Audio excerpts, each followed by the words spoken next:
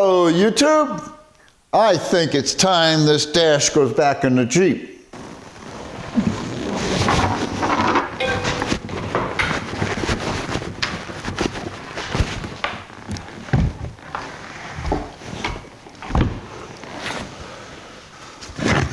Next thing we have to do is get this thing off the stand.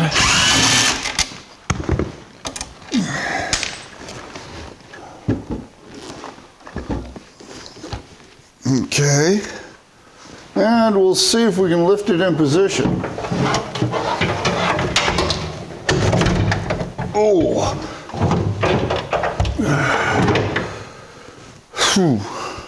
how am I going to do that? With the help of my lovely wife, we're going to put the dash up in place carefully, and we'll put a couple screws in to hold it in place.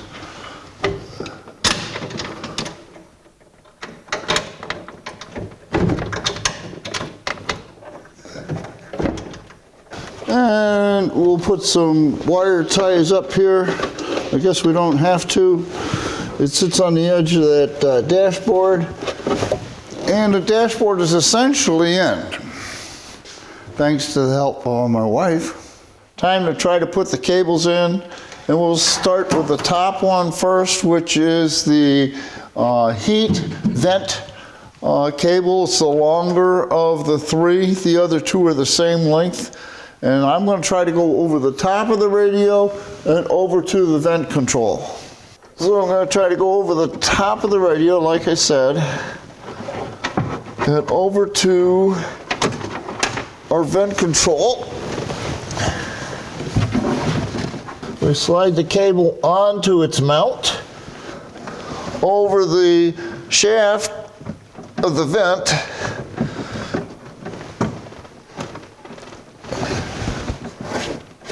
I missed this cable into place. And we got to put a retainer on the end of the shaft for the vent so the cable doesn't come off. So now we can screw the dash back in, level. And we got to go over on the other side and put that glove box on top of the heater core.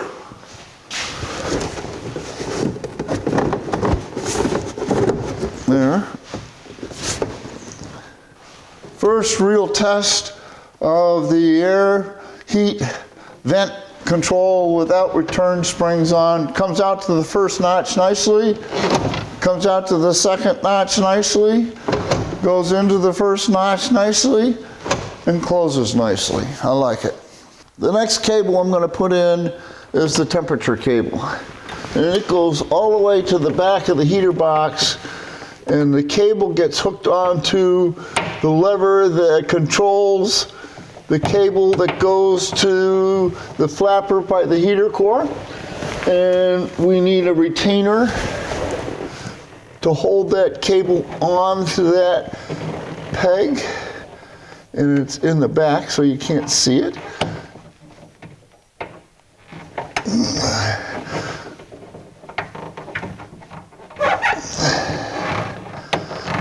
There we go. And now we gotta push the cable into its mount and push the control table into the dashboard, and it works. Last cable is the defrost cable, and that's probably the easiest. It's right up here in the front. Let's slide the cable onto the axle for the vent. Slide the cable into its retainer and put a little retainer on the end of the shaft of the vent and push our cable into the dashboard, and that works. Thank you, Keith460, for telling me to take the cables out before putting the dash in. It was much easier to put the dash in and then put the cables in. The next step will be to put these screws in. And this bracket, which is the bracket the steering column hangs from gets screwed into these two holes. So we've got to put this bracket in at the same time we're putting the screws in for the dash. So let's start with this bracket.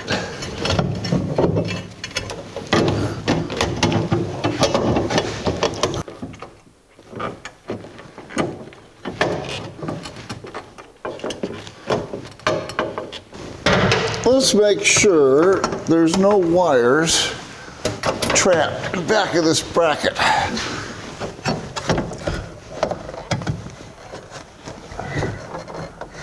There's no wires trapped in the back of the bracket. Let's put the rest of the bolts in. Next thing I want to do is I want to get this fuse box up out of the way, and that'll carry some of the wires up out of the way. And it goes up like so into the firewall. And then it takes a real long, fine threaded sheet metal screw, goes all the way down through the fuse box into the firewall. Next, I think it's pedals. And this is not going to be too easy with one person. This wire goes to the steering column. This goes to the brake switch, and these two plug into the steering column. This wire here wants to be above everything. So what we have to do is when we put this in, these wires go up above it, slides to the dashboard, and hooks onto the bracket that we put in back of the dashboard when we bolted the dashboard in. Now, this has the nut certs in it, so this has to sit on top of the bracket that we've got in here. So it's a little bit of a juggling match. Okay. So we have the pedals up in place, and now what we have to do is put this first bracket in for the steering column, and that goes right over the top of the bracket that came down from the dashboard, and it screws into the bracket for the pedals.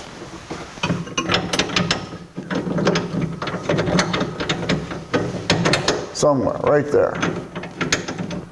So we've got everything loosely in place. Now I'm going to put all the bolts in the firewall. That's the last bolt on those brackets. The next thing is, do we put the master cylinder in because it's above the steering column now? I think we do. If we're going to put the master cylinder in next, first we have to clean it up. And that means sandblaster. And the way I do that is I've got the ports plugged up. I stuff a rag into each one of the wells.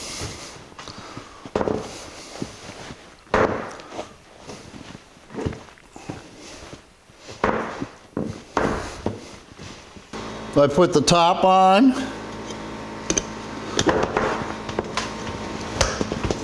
Clamp it shut. And now we'll put some tape around the front here to seal off the plunger and the seal from the sand, and we'll be ready.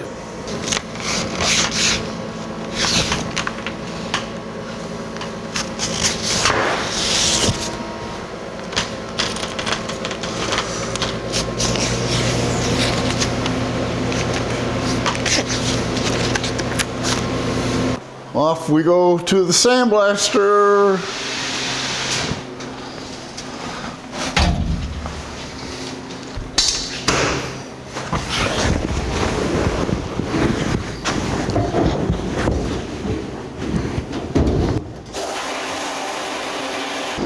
We'll get it out and blow off all the dust.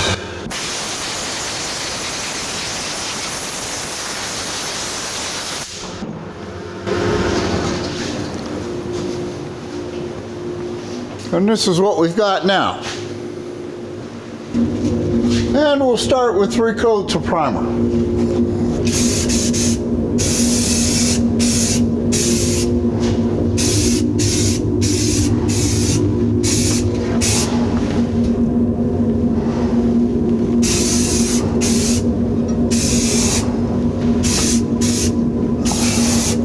Normally I would use a cast metal spray, but I don't have any. So I'm going to use what I have, and boy is this old, and it doesn't spray well, and if I don't like it I'll have to do it over, but I'm anxious so it can sit overnight so I can bolt it on tomorrow. So we're going to try this detail gray, see how that comes out.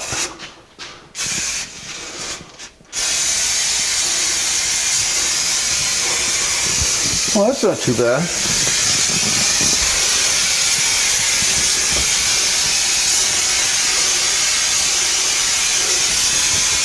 Okay, we'll let that sit and put a couple more coats on. We have to drop back and punt here a little bit. Keith 460, once again, has come to my rescue.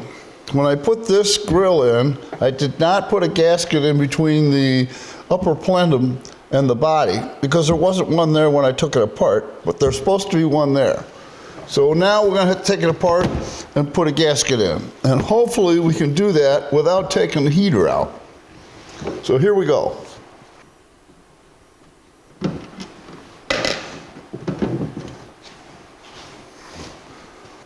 I loosened the screws on the dashboard and allowed the dashboard to swing away, which takes the radio away from the duct, which allowed this to come down a little bit, and now maybe we can get this gasket in.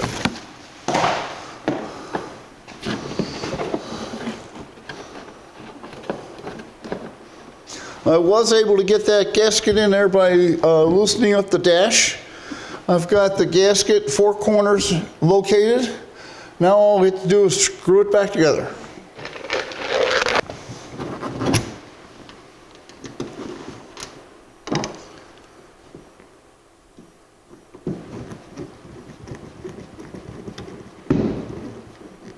And this is the last screw to this operation. I have to thank Keith once again for pointing out a mistake that I made. I won't get wet feet when I drive in the rain. Not that I'm going to drive in the rain. But I won't get water in the vehicle when I wash it. With the little side task taken care of, we can now slip our master in place.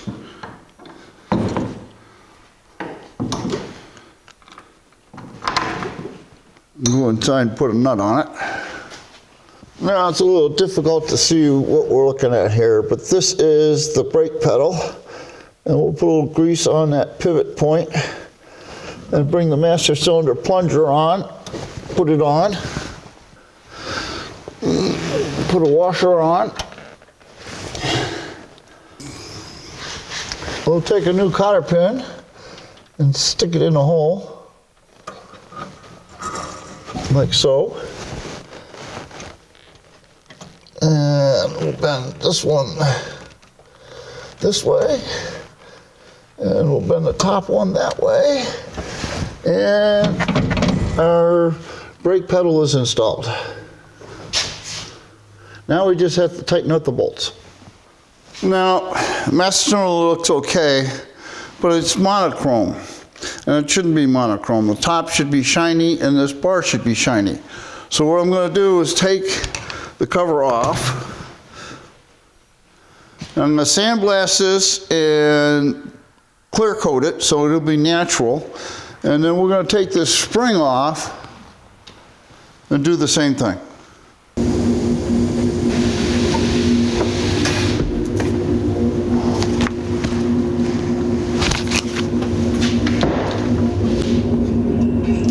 And into the oven it goes.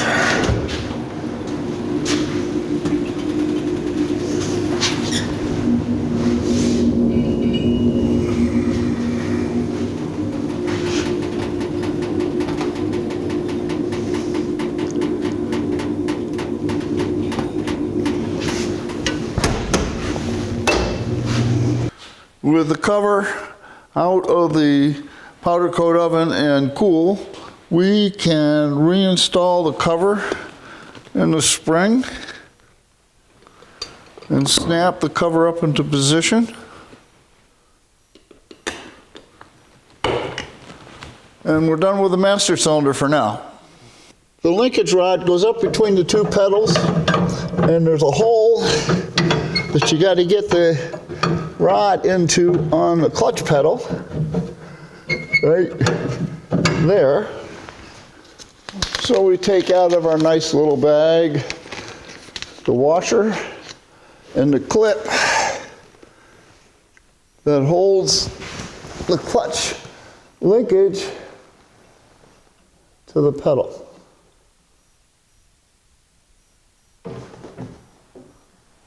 So the washer's on, and here goes the clip.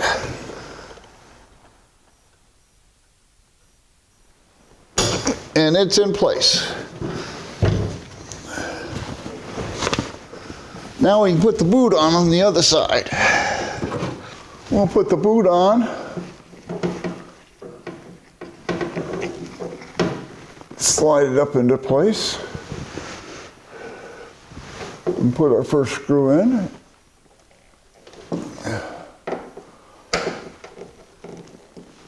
And we can move on. With the gasket on the end of the steering column, we can start to think about putting it in the hole.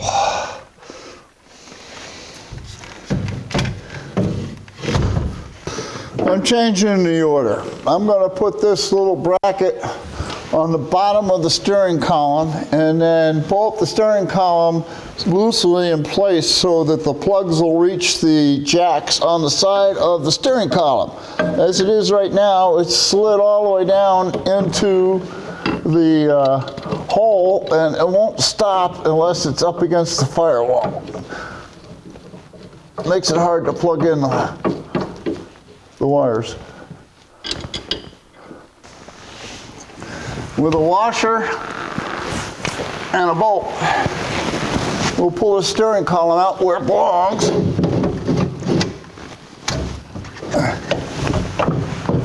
And try to hold it there and put a nut in, a bolt in. Which one can I get in? Let's try to get this one in. We'll carefully slide our firewall gasket inside the car, and now we're ready to put the plates on. Here are the two firewall plates that go together to hold the steering column on the firewall.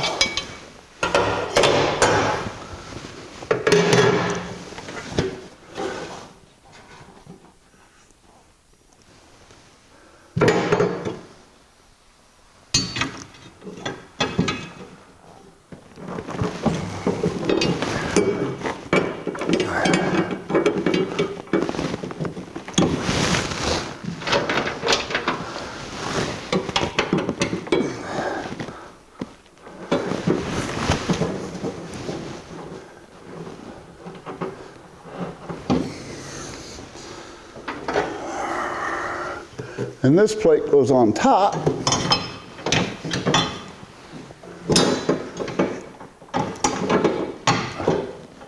So we have the plates roughly screwed together.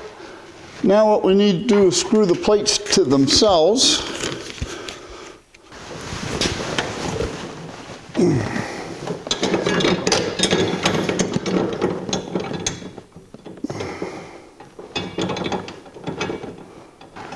So I think we tighten the two plates together first.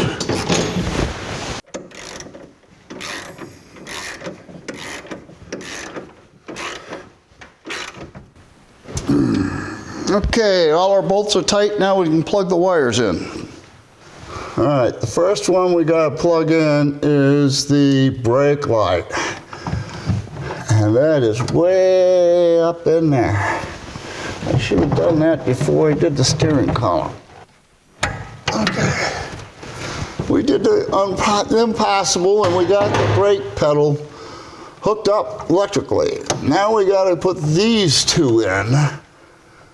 And this one looks like it goes here. Yeah. And this one goes here. Oh, come on.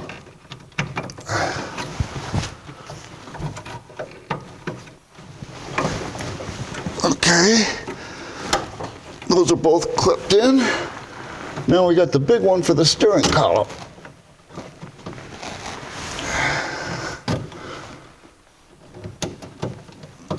And that's in. Okay. Two little items left to do. Here's one.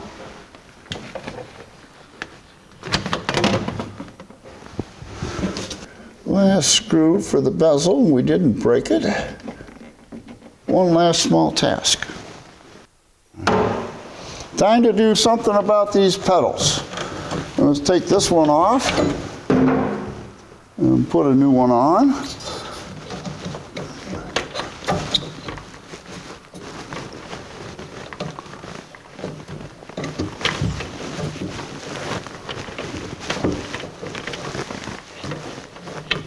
Okay, and we'll put one on this side. There we go, new pedal pads. I think we achieved our goal. We got the dashboard in, and we got the steering column in, and a bunch of other stuff. So if you enjoyed this video, there will be more.